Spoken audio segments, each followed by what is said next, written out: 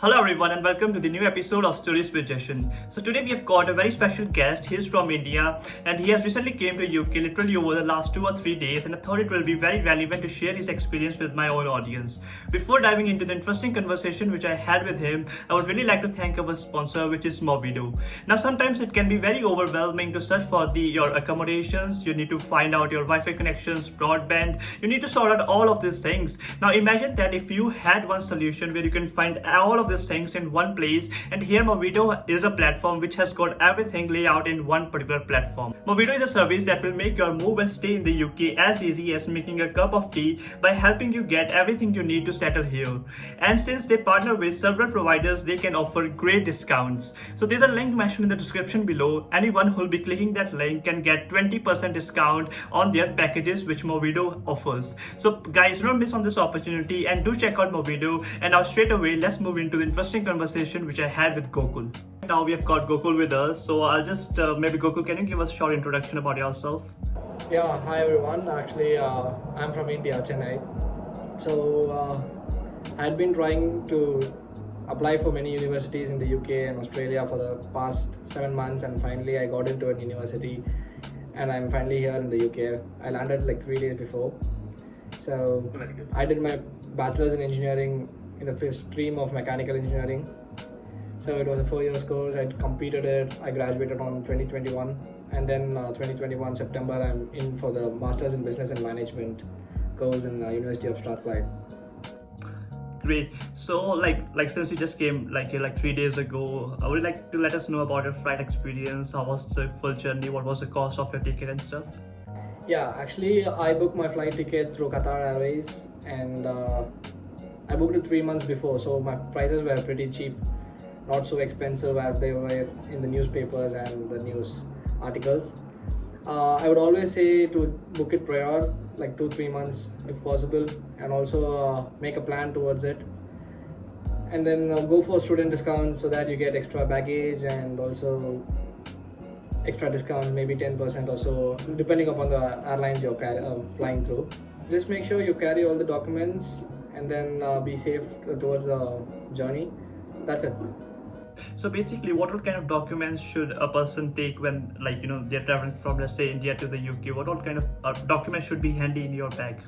Yeah, fine. So you need an RT-PCR test that is taken within 72 hours of flying, and then you also need you have to take your passport and visa. That is mandatory and everyone knows that. And you'll be needing to fill up a consent form once you enter the airport. Yeah, there is a consent form and you'll have to have the consent form. You'll have to fill up your traveler locator form, that is important. And then book your day 2 and day 8 COVID test if you're coming from an amber list country. And if you're coming from a red list country, you'll have to book your quarantine for 10 days. So make sure you do all that and keep 2-3 copies of printouts so that it'll be handy. You can just give it to the airport officials when they are asking for it. And you'll also need to take your flight tickets with you in case they are asking in the entrance. That's it. So how was your airport immigration check? Were any kind of questions which the student should be aware about? Yeah, there was a couple of questions. They were generic. They asked me where I am from and why I've taken up a course like this, and then they asked me where I'm heading to, and also they wanted to see the CAS letter, of course, because they want to confirm that you're going only for your studies. Yeah. And then most of the questions are generic. You can just give answers on spot. Just make sure you submit all the documents at one go. Just don't make them to keep asking you like give this, give that and all. You make sure you arrange it accordingly and give it to them. Yeah, basically kind of have a folder with you, and you can just put all your documents in, all your certificates and stuff, CAS letter and stuff, and you can carry them. Thanks Gokul for providing information about that, your flight experience and the airport immigration check. So I just want to move on. So after this, so when you were applying for the UK, so did you had any other countries in your mind before applying to the UK? Yeah, as I said, I was actually trying for Australia too in the beginning, but because of this COVID situation, Australia is not opening up the borders for any students to come in, and it's going to be online classes throughout. I just thought I don't want to take online classes and thought of what is my second option. So I took UK, and I also know that UK is good for business studies, so I had to take it. So, alright, so was it just the lockdown, or was it also the cost of studying in the Australia, or the duration of the degree? Yeah, comparatively, a degree in Australia has 2 years, the same degree, and this is 1 year course. It is kind of, I also know that UK is good for business degrees, and so I made up my mind, okay, fine, UK is the best place to go for the business degree, and then I can also try for the other things which are possible. And also that I got into a good university, fine. So let me check about it. Yeah, great. Thanks, Gokul, for that. And just moving on, so like, if you just want to like lay out what is kind of a generic timeline for the UK application, what's the very first step? Is it like applying for CAS? I don't know what it is. I can't really remember it. So could you just help the students with that? So what's the generic timeline? Yeah, so I would say a minimum of 4 months prior will be very helpful to all the people. Yeah, and yeah, I would say just make sure you all have the documents such as mark sheets and your provisional certificate or whatever is available with you. If you are in like third year of your college and you have another year yet to complete, you can just apply with what you have. So you have done 6 semesters, you can apply with 6 semesters. You'll be given an unconditional offer letter in the beginning, so you'll have to fulfill their conditions to get an unconditional offer letter. So it goes on that way. So you just make sure which university and just make sure you're meeting the requirements, entry requirements. That is it. Yeah, you can apply even a year before, that doesn't matter, but then you'll have to just fulfill the requirements. That is it. Yeah, great. So is there something which you want to guide us with the scholarships, like how early should the students apply for the scholarship so they get the best chance possible to achieve it? Okay, scholarships are actually they're given by the university.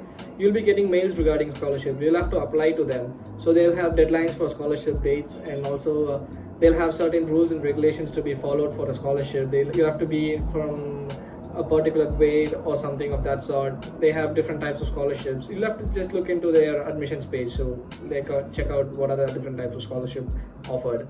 I don't know about the generic scholarships in the UK, but then differs from university to university. That's what happens. Yeah. And I think basically if you apply like 2 or 3 months ago, like before your like starting date of the course, I think it's a good chance to get a scholarship, right? Yeah, actually, yeah, earlier it is, the better it is. Yeah, because when it is to the end, maybe the most of the students might have got a scholarship and they might have a count. Okay, it is limited to these many number of scholarships, so you might not get a chance. You may not stand a chance to get it. So it is better to apply before itself. Yeah. So I just want to finish up with like when you were applying for the UK, were there any kind of mistakes you made, or like some kind of improvements which you would like to suggest or guide the students with? Yeah, I would possibly say just check every application that is possible twice or thrice before submitting, because once submitted you can never make a change in the application. Yeah, and also that make sure you are giving what are the details that are inside in the passport and not with the generic documents you have. So for example, I made a mistake in the application once and I had to make sure I make the changes before submitting it. So it's all that you'll have to make sure you don't have any errors before submitting it. It is fine to make errors before submitting, but then while submitting you just go through the application twice or thrice to make it's perfect. Got it. Any last piece of advice for the students, like maybe what kind of clothes should they bring in the UK? So how's the weather and stuff, something like that? The weather is nice. Regarding the course, it depends on the individual at the end of the day. So I would not suggest anyone to take a particular course. It's all based on interest on someone. Yeah. So it's up to them. In the end of the day, it's their decision to take. Yeah, got it. So thanks Gokul for just this short catch up. I think students will be finding it really helpful. And if you want to connect with Gokul, I'll mention maybe his Instagram with his permission, and that will be in the description. Yeah, so I'll mention that in the description box below, and you can just reach out to Gokul. He's studying at Strathclyde University, same as my own university. And yes, feel free to ask him questions regarding, he did his bachelor's in engineering, and now he's currently doing like business studies related to that course. And yeah, feel free to ask him questions if you've got any. So thanks for watching this video, thanks for your time, and we'll see you in the next video. Bye bye.